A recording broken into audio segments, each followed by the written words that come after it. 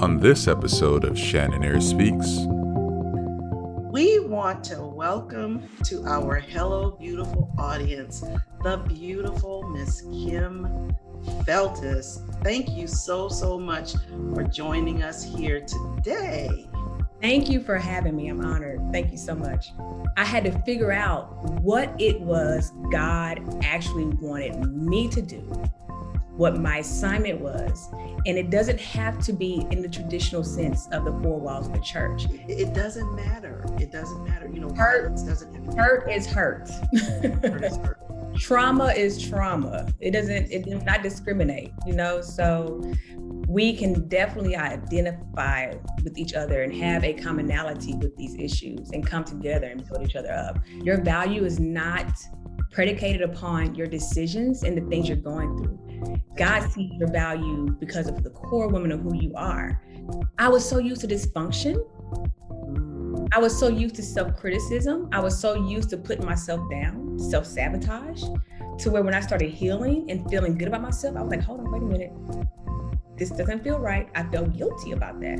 Tell me, how does Kym Feltus define self-love?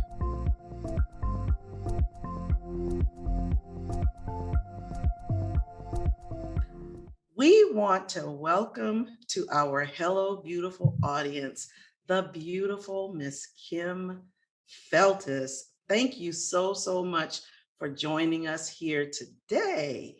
Thank you for having me. I'm honored. Thank you so much. Now, it's indeed a pleasure. I want my Hello Beautiful audience to know just how fabulous you are. I know I am so excited about not only this conversation, but people understanding who you are, what you're about, and how much of an encouragement and a blessing it will be, not only to my audience, but just women in general. So can you tell us, who is Miss Kym Feltus? Wow.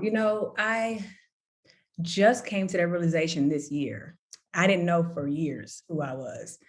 I think the pandemic and I went through a divorce allowed me to really soul search to find out who I was. I grew up as a pastor's daughter in the Church of God in Christ.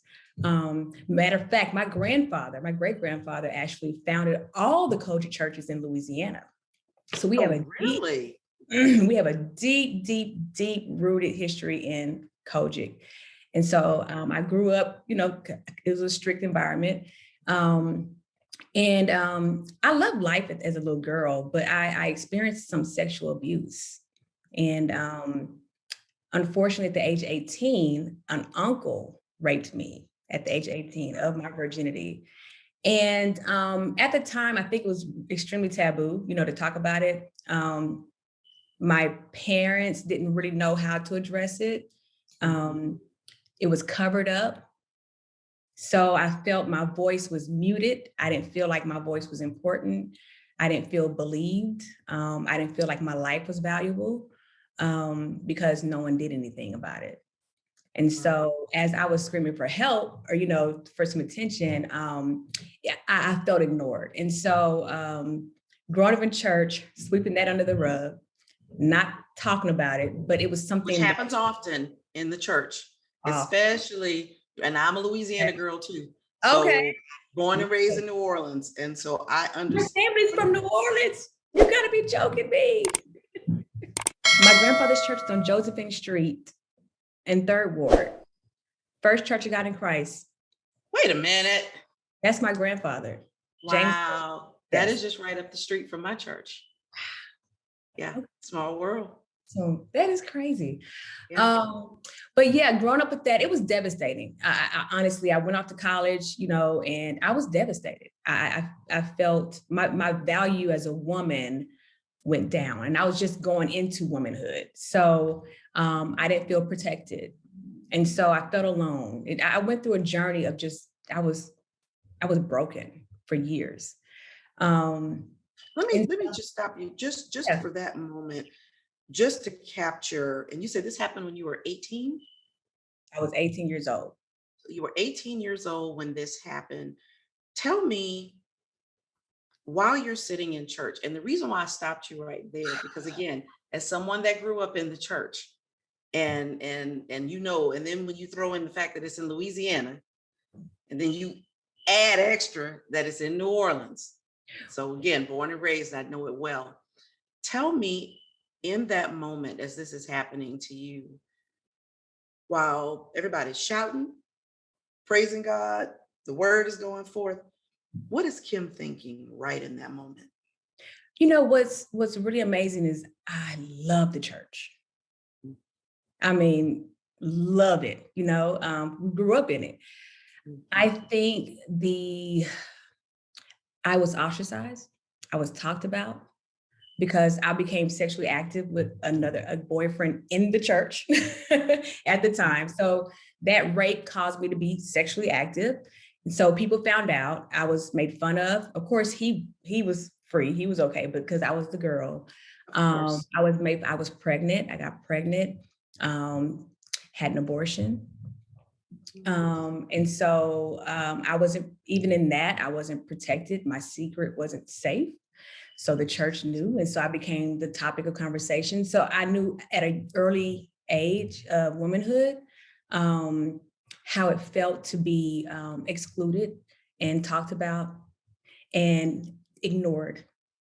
Because instead of them asking me, hey, what is going on with you? It was more of, oh, look at her. Look at, you know what I mean? I went through a traumatic rape that no one did anything about, and it devalued me as a woman, you know? So it caused me to hate the church. I'm just going to be honest, for years. And I loved it, you know what I mean? But I didn't feel like it was a safe space for me anymore. And so because it wasn't a safe space, you know, I looked for a safe space somewhere else. So it took God reconciling me back to the church and ministry, because I was always told, oh, you're going to be called to this and called to that. And I didn't want that anymore. You know what I mean? And so I had to figure out what it was God actually wanted me to do, what my assignment was. And it doesn't have to be in the traditional sense of the four walls of the church. And it took me years to really, really, really understand that, because I felt guilty, right? So people used to tell me, oh, you carry the mantle of your grandfather. I used to get that all the time. I'm like, what?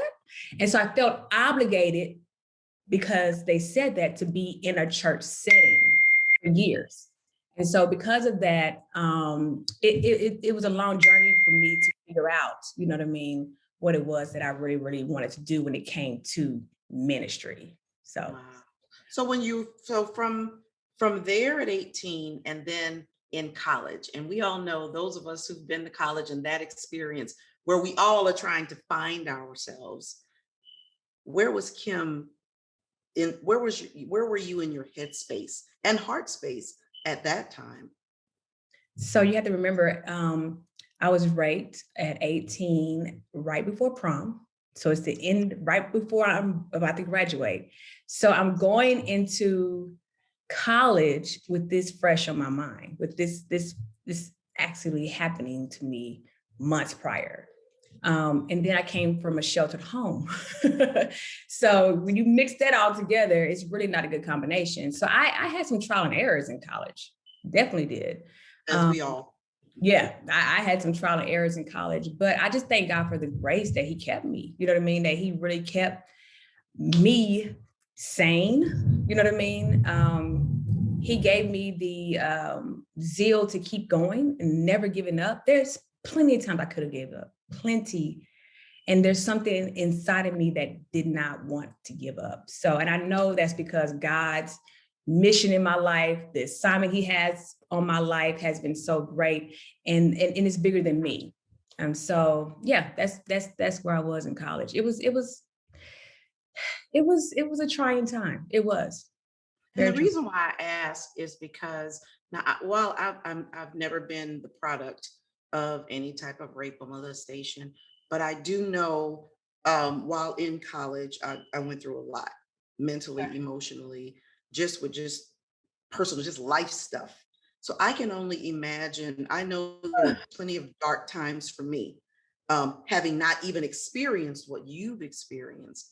Where do you go mentally Because I would imagine you compartmentalize, because there's so much stuff going on in college. You have on this side where you want to have fun and you're doing great things and just enjoying college life.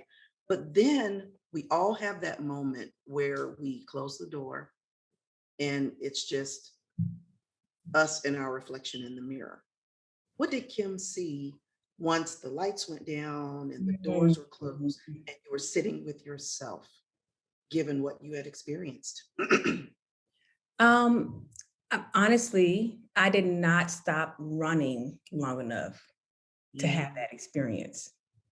I kept myself preoccupied for years. And then when things hit the fan, I had to address myself. You know what I mean? It was like, okay, all right, you have to come to this moment. And that's when I started therapy for the first time. And so it was just, I was at a point in my life, I was like, okay, it was too much going on. I had the rape, I had the boyfriend that I've been with since I was 15, and we were having sex, and the church knew, and we had we were pregnant, and all, so it was just all this compounded stuff that I really didn't have any drama prior to that, right? And so this was new to me. And so just trying to juggle all that, I knew that finally I had to come to myself and say, okay, wait a minute. And my father came to me, he said, let's just get you some therapy, get you some help. Because they didn't know how to address it. You know what I mean? They didn't know what to do about it. But then I found out that sexual abuse ran in the family. Generational thing. So that motivated me to say, maybe I'm the one to speak out, because no one else spoke out. I was the one to speak out. Everybody was mad at me for speaking out too. I spoke out. And so I felt maybe that was me being the person to break this generational curse. It happens in a lot of families. This is nothing new. This is nothing uncommon. You know what I mean? It's just not talked about. And I think if we talk about it, we can be healed from it. You know what I mean? We can be delivered and set free and whatever needs to be done. But if we keep it a secret and never talk about it, never address it, it's just never going to go anywhere. And so I always felt the need and desire to say, hey, hold on. This happened to me. It was not okay. This is how I overcame, and I upset some family members, you know what I mean, with that. But, at the end of the day, you should be more upset that I went through that, not that you're not about that. So, absolutely. I'm so glad. I'm so glad you brought out that you went to therapy. Every opportunity that I have, I interviewed Dawn Lewis several months ago. Okay. And that interview far exceeded my expectations, because we look at these celebrities like, they're larger than life, and not really understanding that they're living life too. Yes. And when she described her experience with domestic abuse, which I don't think a lot of people really knew about. I didn't know that. Yeah. Oh, yeah. And so this is why I think conversations like this are important. Because when I founded Hello Beautiful by Shannon Ayers, it was to encourage women and girls to understand their beauty by design and know their worth. And so it's things like this that our girlfriends, our sisters, our daughters, our mothers, our grandmothers are having these experiences. And, once we get to our parents' generations and older, talk about it. They don't. And it's no, you don't bring shame on the family. You don't bring shame. Yes. But God said, you know what, Kym, I'm going to use you as a vessel. While I didn't cause this to happen to you, I'm going to use you as a vessel. Yes. And let me tell you, with the sexual abuse, and that's why I have this initiative with sexual abuse and domestic violence, because I didn't get it addressed properly. It led into domestic violence situations with relationships, right? So the relationships that I had with my husband, my ex-husband, the first time I'm really experiencing domestic abuse was a result of me going through the process of healing of the sexual abuse, because it's really all in the same. Abuse is abuse. And so I found myself in a relationship, and thanks be to God, because we have 2 children together. We're great friends. I get along with his wife. He's he's in a better place, but it was very bad. I had a gun to my head in front of my child. You know what I mean? I was experiencing all kind of emotional and, all kind of abuse. And I put up with it because guess what? I was silenced at 18 and my value was diminished. And I felt like I deserved this. This is all that God has for me. It was a very depressing time for me. And then I'm a new mother. It was hard. And I know a lot of women go through this as wives and as brand new mothers. It's very hard and difficult when you're going through abuse. So I literally I accepted it. I felt this was part of my life because this is what's been the norm, the past years. And so it took God. I saw an interview on Oprah, and a woman she had left an abusive situation. And she said the reason why she left is because her son was like, Mom, don't stay for me. Wow. Don't stay for me. Yeah. And that was the reason why I was staying, because we were raised, you can't divorce. You know what I mean?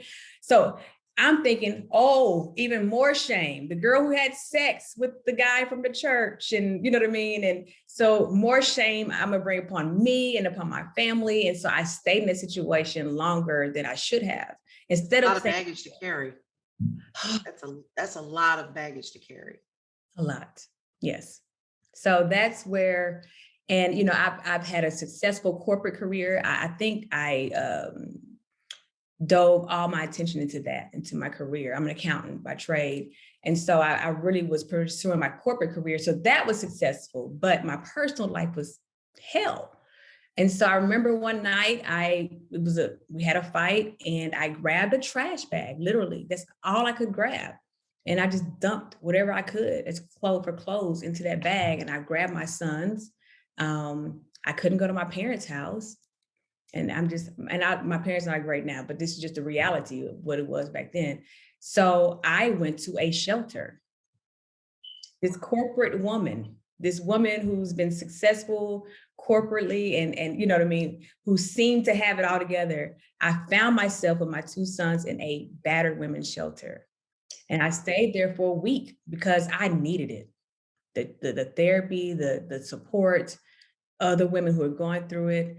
And so at that moment, I said, I'm going to dedicate myself back once I'm healed and once I'm in a place to help other women get through this, because it's hard, but you can do it. You can do it. Wow. I mean, that's incredible. I know some young women in the church that it's, oh my gosh, and experienced it at the hands of people who were considered to be well respected, and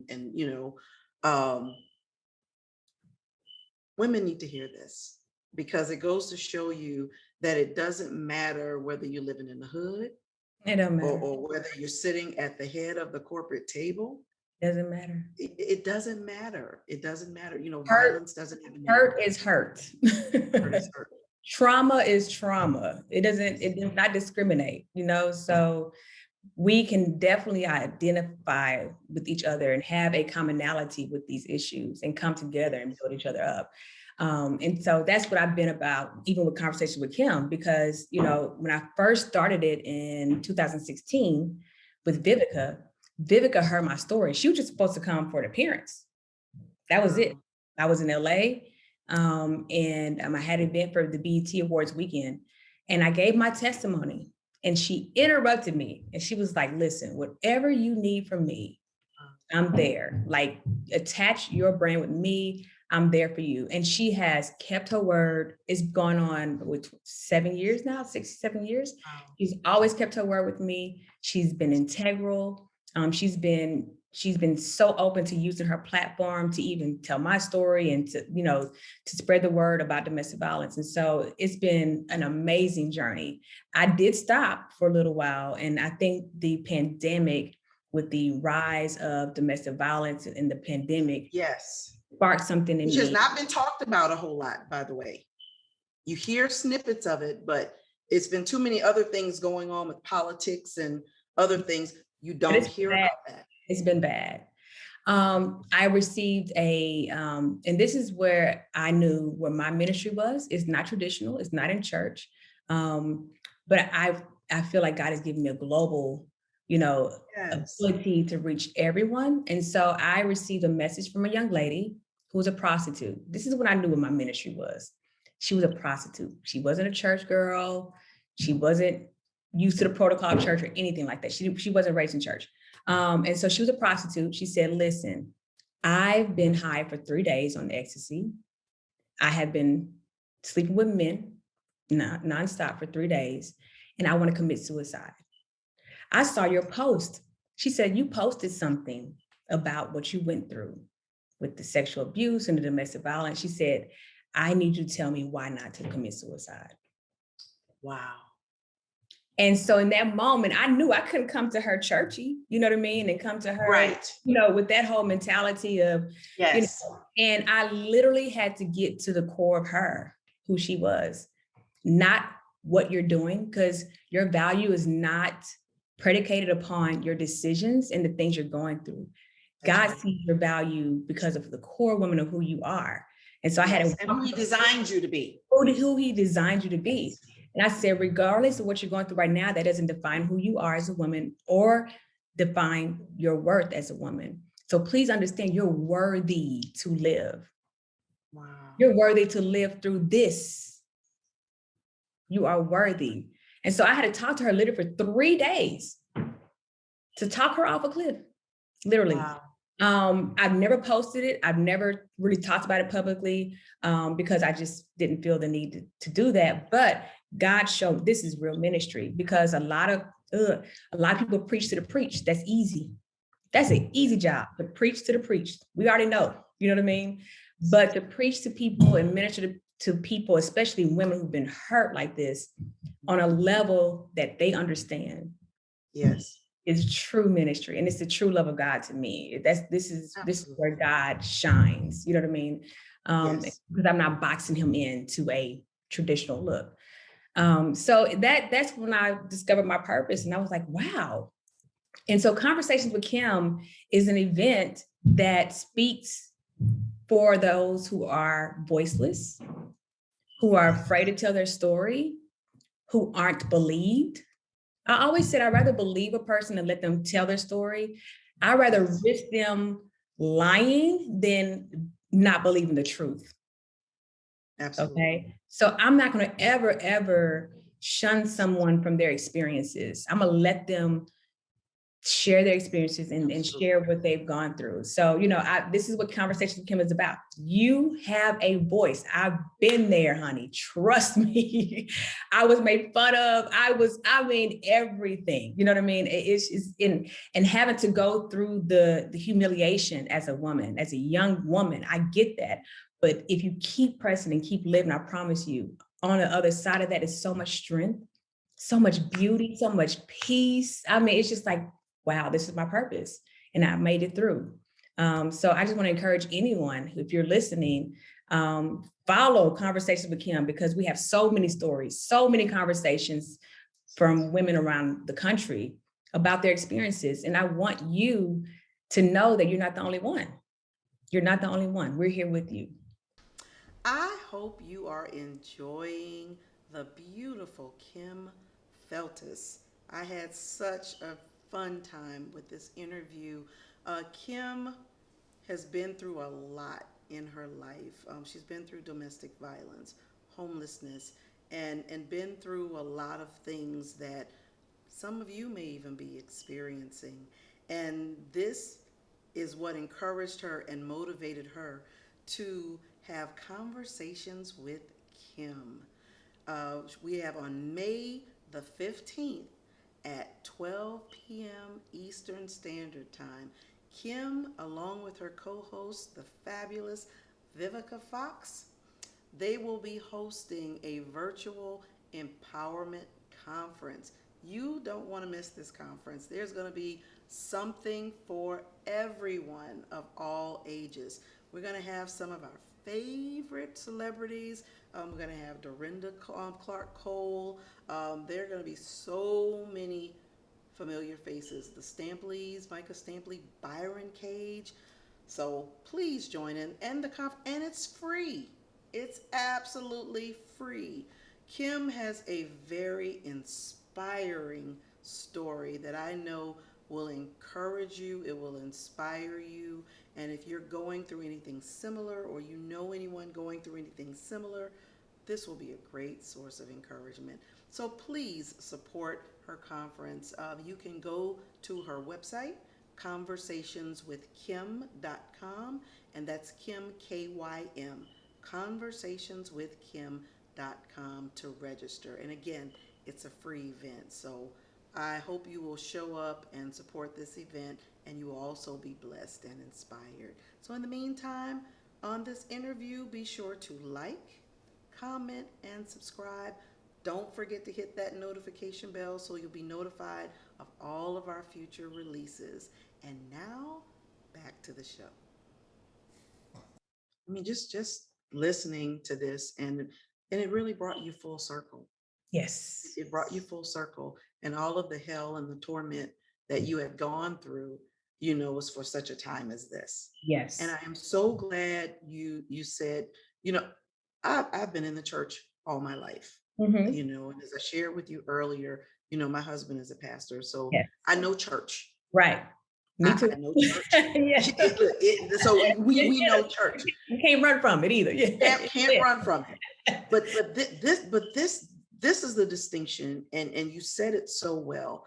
When people are in dire need, and when people are going through, that isn't always the time to quote scripture.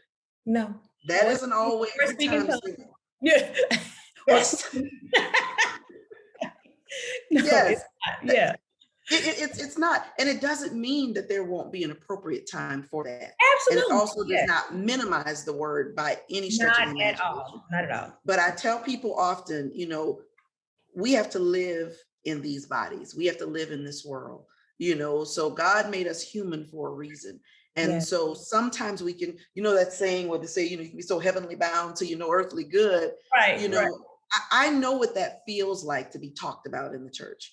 I know what that feels like to be judged or to be looked upon a certain kind of way. I can only imagine. I know how detrimental it was for me. So when you throw on top of that, women who are going through secret abuse, whether it's verbal abuse, sexual abuse, physical abuse is abuse. Like you said, hurt is hurt. Yeah. I'm so glad you brought that out, because at some point we have to understand that we have to meet people where they are. Where they are. Yes. Where they are. And thinking about that doesn't mean they're in a lower place than us. Exactly. Or a higher place. It's just different places. So we have to learn, like you said, just come where they are and meet them there. Yeah. Wow. So tell me this. So being a professional woman, and obviously it has not hindered you from having a successful career. How do you do that? How do you become successful while carrying all of that baggage? I just posted something the other day. I got it from someone else, but it said, you cannot succeed yourself out of depression. Wow. That's what I did. Wow. I was focused on success. My family is very educated. We're education. Everybody's successful. You know what I mean? So I just really focused on that, and it allowed me not to deal with what was going on. That was my escape.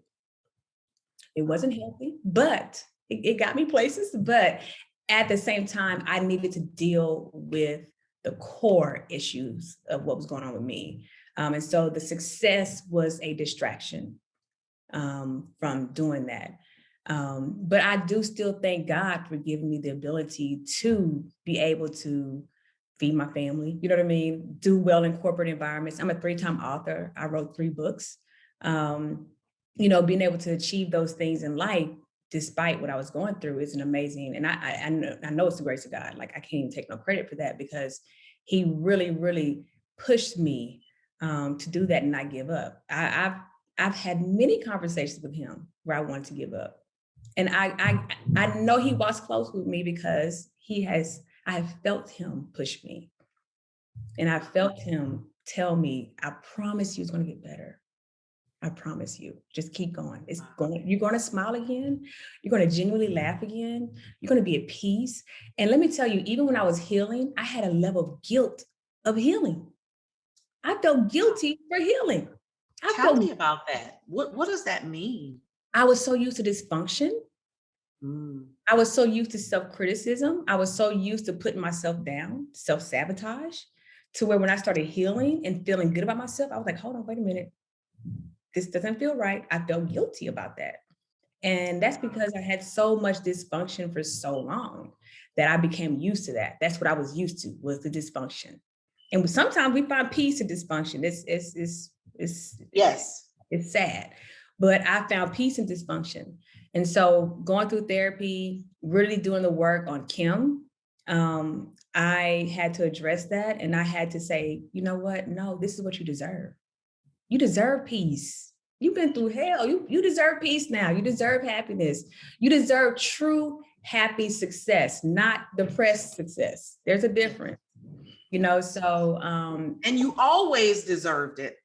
You always deserved it. Did. Always. Sometimes we come to that epiphany, I deserve it right now, but you were always. I just wasn't there. I didn't see it, and so, but again, like you said, things come full circle, and in God's timing, he knows how to mature you. Even when I stopped conversations with Kym, and I'm being transparent again, I was going to do the Essence Festival and I canceled it because I went through another domestic violence situation.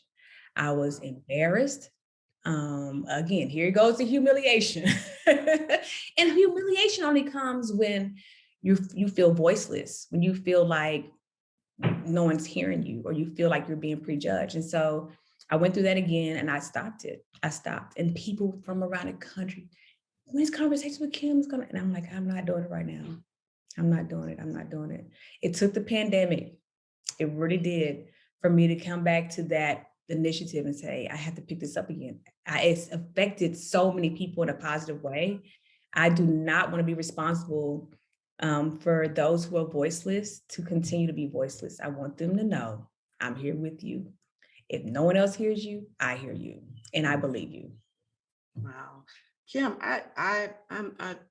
I'm floored. I appreciate your transparency, because given your success and given everything that you've accomplished, and to have experiences as recent as that, and still to be able to share that is powerful, and that's huge, because oftentimes we walk around living a lie, and I tell people often, I have so many flaws. I have so many, I've had so many experiences where people look, oh, Shannon, you got it all together. And and even my own family, meaning, my family, my sibling, everybody, even my husband, they're used to me being bold, and they're used to me being strong, and they're used to me, but I tell them I have vulnerabilities too. Yes. I have weaknesses, I have points. And this is why I do this, because other women like you and I, they need to hear that. They need to understand that there isn't a label or a category of hurt. You're supposed, if you're poor, you're supposed to be downtrodden, but if you're successful, you're supposed, we don't always walk erect. No. And that's why I made that point when I said, you always deserved it. Yes. We just have to get to that point where we can own it and understand that's not arrogant to say that I deserve to be happy. It's not arrogant to say that I deserve not to be hit, not to be spat upon, not to be talked down, demeaned, demoralized, and not even to self-deprecate, because we often beat up on her. Yes. Yes. One thing I learned too, because I've had to be strong out of my own desire, like I had to be strong. I had no other choice to be strong. I had to be. But one thing I've learned is that I don't have to be strong anymore. I just have to be. Yes. Sometimes we're so strong. Yes. Oh, we miss it. We're strong because we're trying to protect ourselves from being hurt again, Yes. right? You're trying to protect yourself. And it's like, no, I'm just going to be. And I'm going to let my being be secure in my purpose. Wow. That's what I'm doing. That's huge. Yes. Yes. Who I am now, my being, who I am now, I'm going to let that be secure in my purpose. And my purpose is fulfilling, for the rest of my days, but I'm still worthy right now as, myself to fulfill that purpose. So I don't have to be strong anymore. I just got to be. That's a mouthful. Yeah. That's a mouthful. That actually takes us into our recurring theme we have for this season. Okay. Tell me, how does Kym Feltus define self-love? Oh, I often go back to the little girl inside of me because that little girl was hurt. Mm-hmm. She was scared. She was unsure about life. And so the woman I am now, that little girl needs this woman. And that little girl is still in here. She's still here, right? She never goes away. My self-love is securing her. Securing her, making her feel, because that little girl comes out of all of us. She comes out. The insecurities, the fears, and all that stuff. And so me being the woman I am today and reassuring her, it's okay. You're good. Wow. You're good. You're going to be fine. That's how I show myself. Yeah. I've heard some really good answers to that question, but that's the answer. Wow. That's the answer. And what I mean by that, we had our very first Hello Beautiful Women's Conference in 2019. Oh, wow. Yes. And I'm looking forward to, Lord willing, hopefully we'll be able to do it again in 2022. Absolutely. Yes. I opened that conference telling my story. And I started by showing pictures of myself at different stages of life and was telling her story. And that's why I said that's the answer, because what you said, and it's taken me to a place, what you said was securing her. Because that little girl does not go away. She does not. She does not go away. And I've taught several, workshops, women's Bible studies and things like that. And I've done several, but the last one that I had done on this particular topic was we were in Hawaii, and we were with a group of women, and I gave them an assignment, and I told them to write a letter to her, to that little girl, and basically minister to her. Yes. Talk to her. Yes. And when I tell you, it was powerful. Life-changing. It's life-changing. To address her. To address. Yeah. Yes. Life-changing. Yes. Because you gave her a voice. You gave her a voice. Yes. Wow. I mean, honestly, I don't even know where to go from there. No, really. That's it. That's it in a nutshell. Every girl has been hurt. Every girl has had disappointment. Every girl has insecurities. Every girl has, am I pretty? Am I ugly? We go through all of that, right? And so that little girl's never addressed growing up. We kind of move on. Those insecurities are still embedded in us. And so the importance of self-love is actually loving going back, and you're going to, Kym, girl, you got this, girl. You got this. Yes. Fine, girl. You're going to be fine. I know that was hard. Girl, I know he raped you, girl, but you got this. Keep going. It doesn't matter. I know he put the gun to your head. I know they threatened your life. Keep going. It doesn't matter. You got this. You got it. Yep. Wow. You have to know, and it doesn't mean that you won't go through any other changes in life, but you have to know that while I do not believe that the Lord causes things to happen to us, but I do believe that he allows certain things to happen. And he trusted you with this. Yes. He That's the trusted honor. you with this. Yes. I'm Mhm. honored. I'm Yeah. honored. Yeah. My favorite scripture that got me through is Romans 8:28. Mm. And I always say this, when things seem to be falling apart, they're actually falling into place. Mhm. So don't panic. Mhm. Even the Yes. good, bad, the ugly, everything is necessary. All that was necessary for me to be here today. Mhm. It didn't kill me, thank God. It strengthened me in my core. It gave me understanding. So I'm thankful. I'm thankful for getting through that. I'm Wow. not angry. I'm not bitter. I knew it was necessary for me to get here to this point. Wow. I remember talking with a friend of mine who went through, she just went through just horrific pain in her Mm, marriage, in her relationship. And we were talking, this was several years ago. And she was just saying, why me? mm, And I remember the Lord speaking to me to share with her, why not you? mm. Why Why not? not? Why not you? Why not you? Because people are going to go through it. Yes. Unfortunately, just as you and I are sitting here right now, someone is being raped. Yes. If we're going to really be real, let's just Yes. talk about it. Being killed by Some their partner. Yes, absolutely. absolutely, Yeah. absolutely Yeah. being abused. Right at this very moment, at some corner of the world, some point in this country, and Somebody. it's several. And we're sitting here, I hate to say, we're sitting here relaxed. Not me, Mhm. I'm just saying people, Yes. leaders that God has chosen. Sometimes we just kind of get relaxed in the assignment. But God has to remind us there are people's lives on the line. That's why, and I told people, because I'm gonna be honest, I've had people ask to be on the platform for conversations with Kym.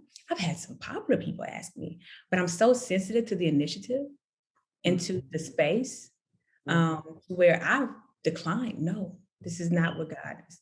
I have to make sure this is a sacred space, because even though it's going to be fun, we have entertainment, we have conversations, there are people's lives on the line for this. Yes. And they're depending on this event to get them through, Mhm. help them get through to the next level, to help them through the marriage, to help them decide to leave that abusive situation. But we're going to also address, because, back in the past, and I think God has brought me full circle with this whole event, because in the past, we just talked about the victims. Oh, this is what I went through. And God had to really show me that there's two sides, because even the abuser has trauma that they've been, Yes. and it's not excusing behaviors, not by any means. But I have a guest, Norris J. I don't know if you heard him. He's a gospel rapper. He's in Dallas. But he has a testimony where he has basically, he was abusive to his wife the first 5 years of their marriage. They've been married over 20 years now. But he is so transparent about his flaws back then, and how God delivered him, what he was going through, you know what I mean? And he's going to be on the panel for Conversation with Kym to talk about that and to give women insight on what men are going through, right? In those situations as well. Another thing is we're going to address, and this is my, I think, sole purpose of having this event this time, is to not just address the abuser, but address you. Because I can tell you to leave a situation.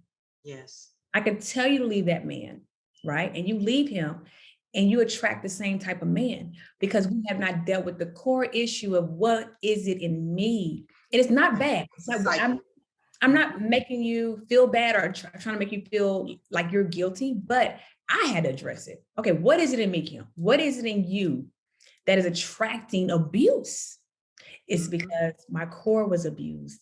So you have to go back and you got to address that. And not these partners and these spouses play a catalyst in the whole situation. You know what I mean? So we're focusing on that, but we have to focus on, okay, what is it in me that is allowing this behavior? Let me start there. Let me take accountability. It's not a bad thing, but let me take accountability and say, okay, I need to be healed. Mhm. Before I go into another situation, another relationship, I have to be healed from abuse because Yes. I attract abuse, because I was abused. It's a familiar place. It's familiar. It's a familiar place. So, Tell us about so your event, Conversations with Kym. Tell us what this event will entail.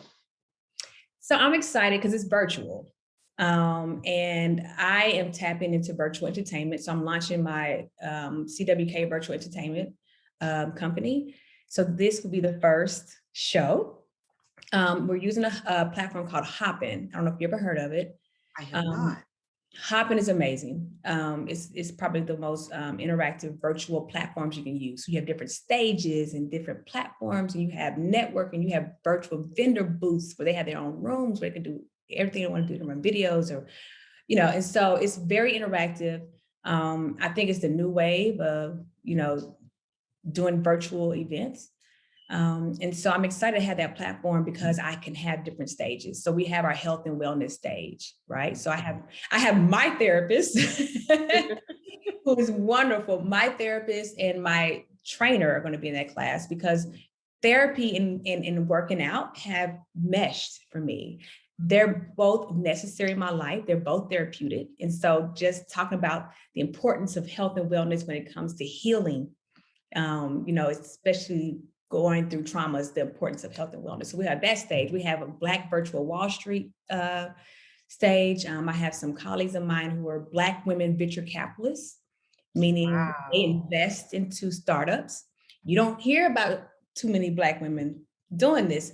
They're Right. encouraging other Black women, hey, we want to push you to become a venture capitalist.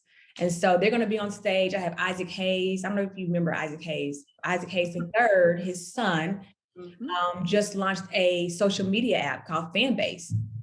And Wow. Fanbase is the first Black social media app. He raised over $5 million on crowdfunding. He's the first African-American to do that, African-American male to do that. Wow. So he'll be on the stage. We have a plethora of people when it comes to business and entrepreneurship on that stage. And so it's going to be a lot of knowledge thrown out. And so that'll be a great stage to attend. We have another stage. We have the gospel brunch experience. We have the lovely Latrice Ryan. She's going to be speaking. We have Dorinda Clark Clough performing, Brian Cage, Jabari Johnson, and some other people. It's going to be amazing. We have brunch with the Stampleys. So Micah and Heidi Stampley will be they have their own beignet line. And so they'll be making their beignet. Wow. Well, some of the participants will have the packages of beignets. They'll be able to cook with them in their home. So we'll have that experience. And then we have, what is the last stage? Oh, the domestic violence stage, which is the men versus women's perspective on domestic violence. Ariel Haney is she's the host of that room. She has started the organization Hustle Mommies. I don't know if you heard of that. Hustle No. It's a large women's organization. She has probably over 100,000 women in that organization. So she's going to be on there. We're still trying to confirm Bobby Brown and his wife because they have their organization, the domestic violence organization, in the name of their daughter. So they'll be on as well. So we have a plethora of information. Of course, the main stage with Vivica and I, with Eva Marcel, who's a survivor as well, and Tyler Lepley, Trina Braxton. Then we have a performance by Tweet, which is amazing. And get this, are you ready? Let me tell you how God moves. This is how God moves. I got a call from Disney. Wow. An email, actually, from Disney. And they asked to speak with me about the event. Had a conversation, and they're going to be on board they're going to sponsor the event. They're cutting me a check. Are you hearing me? Me. I'm like, me? They're like, we think your platform is, a great opportunity for us. And I'm like, okay, hold on, God, wait a minute. Why does Disney need my platform? Some things are better left unexplained, but it's just been amazing. So they're going to premiere their new movie, Cruella, the trailer for Cruella on the platform. And so it's been amazing. It's just been amazing. I'm forever grateful I don't care about how many people. God always tell me, don't count the numbers. Don't count. It doesn't matter. I want impact. I want people's lives to be impacted when they leave the event, and I want them to know that they can make it. That's my main goal at the end of the day. You are one incredible individual. Oh, I mean, really, you really are. You really are. Even just getting to know you, I can say as another woman and a woman of color that I am proud of you. oh, you're gonna make me. Thank you. Oh I am my proud of you. goodness. And you make us look Oh, good. Because I always say, just with women in general, but especially women of color, we represent each other. yes. And for you to go through those things and then come full circle to hear and have a platform like that, Yes. I mean, that is awesome. If there's anything that I can do to help push this event, Yes. because I know too many women Mm, that are secretly going through it, yes. some openly, but more secretly than not, that this And would touch. until they get the courage to speak out, I'll speak out for you. Yes, Yes. I'm yes. here for And you. that answers that question. Yeah. Why not you? Why not you? Right. Wow. That is just, I feel blessed and I feel privileged to be able Wow. to sit here and talk with you. This is for me what my platform is all about. Mm. When I speak to different celebrities, just having a conversation, and it's not to diminish their career and their Oh, yeah. accomplishments, but that's not why I have them on my show. Right. I want people to understand. I want to humanize them. Yes. And I'm telling you, I go back to, and I've had some incredible people that I've been blessed and fortunate to interview, but I go back to that Dawn Lewis interview because it was so impactful, because Mm. I still have people sending me messages about what she shared and how she openly, like you said, you didn't even know about her domestic abuse situation. And to hear people like that talk about their experiences and where they came from and where they are, that's healing for a It lot of people. is. It is. It's It healing. It's is. healing because we find ourselves, we find ourselves escaping into TV or film, or people that we see that seem bigger than life. We Right. find ourselves escaping. It's that almost like, I wish I was, or Mm. but you never You know. never know. You never know. I'm gonna end with this. And I'm not trying to be too churchy, but I have this thing because I feel like we all have a responsibility to give our testimony at some point. Yes. It's selfish of you not to. You didn't go through that just for you. Mhm. And I think about when Jesus died for us and the way they beat him and crucified him. And when he rose again and when he presented himself to the disciples, the only way they knew it was him was through the holes. Because they saw how he was beaten. They saw how he died. Mm. And they knew the only way that was him because the scars. And if Jesus had to show his scars, Jesus, who are we not to show ours? Wow. Because all it does is shows the power of God in our lives. Yes. And Somebody needs to hear that. Yeah. it is selfish of you not to give your testimony.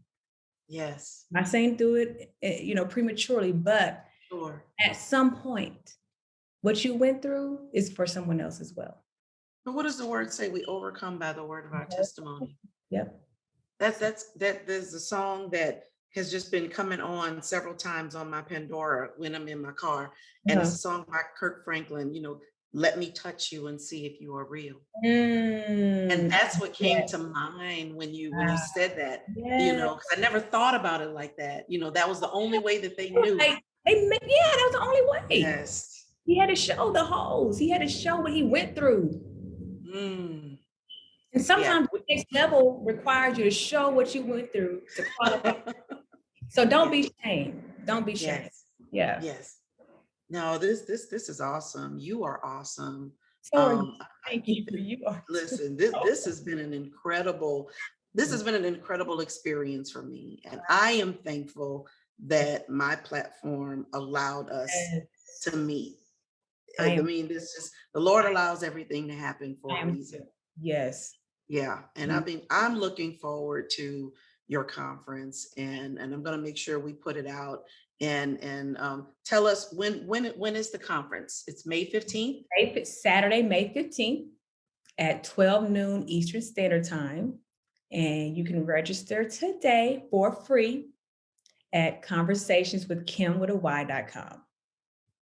Yes. Awesome. We're going to make sure we put that out there. We always conclude our interviews with a word association. Oh, okay. Yeah. So I want to throw a few words at you. Okay. You tell me what comes to mind. Okay. You ready? I'm ready. Okay. Fierce.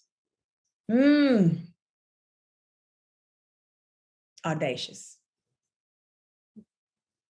Healing. Ooh. Being. Life.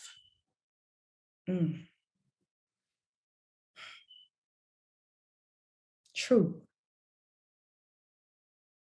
Truth.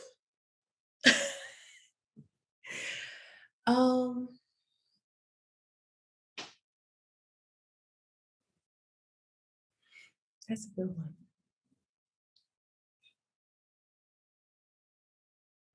Transparency. Strength.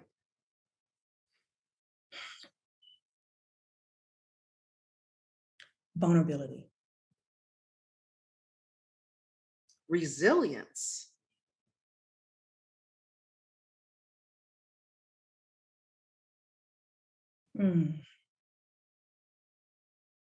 Driven. Drive.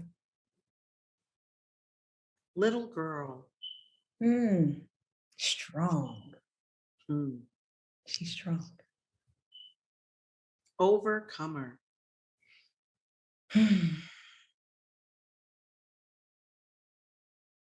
Persistent. Never give And up. the most important one, Kym. Whoa, Kym. One word? As many as it'll take. You've earned that. Kym. Who is Kym? She was insecure, intimidated, unhappy, but now she's very secure. She's very happy. She's at peace. She's not perfect, doesn't have it all together, doesn't know it all, but she's okay with that because she knows life is going to be great from here on out. Beautiful. If you could leave our audience with a thought based on your experiences then and coming full circle to now, share with us what that word would be. Be nice to yourself. We're not taught to be nice. Just be nice to yourself. You've been through a lot. Stop tearing yourself down. Don't judge yourself. Build yourself up. Be nice to you. That's beautiful. Kym, I want to thank you. This definitely will not be our last encounter. I'm glad. I look many more. I really do. No, absolutely. I feel a sense of connection with you and your purpose and what you're doing and anything that I can do. My platform is not the largest, but you have a platform. Great platform. Thank you. It's not an accident. So I'm appreciative to you and to God for this. So thank you. Wow, I'm humbled. If there's anything, me or my platform, anything we can do to support what you're doing, you definitely have a friend in Hello Beautiful by Shannon Ayers. Thank you so much. It was an honor. I look forward to it. Thank you so much. Thank you. And I pray you the absolute best. I pray you God's best. And I want you to be encouraged. Thank you. And I want you to be inspired to your greatest self. So thank you for joining us here today. And we look forward to Conversations with Kym, May 15th. Yes. 12 noon Yes. Eastern Standard Time. Yes. Thank you. Thank you. On the next episode of Shannon Ayers Speaks, we are excited to meet the beautiful Angie Stone.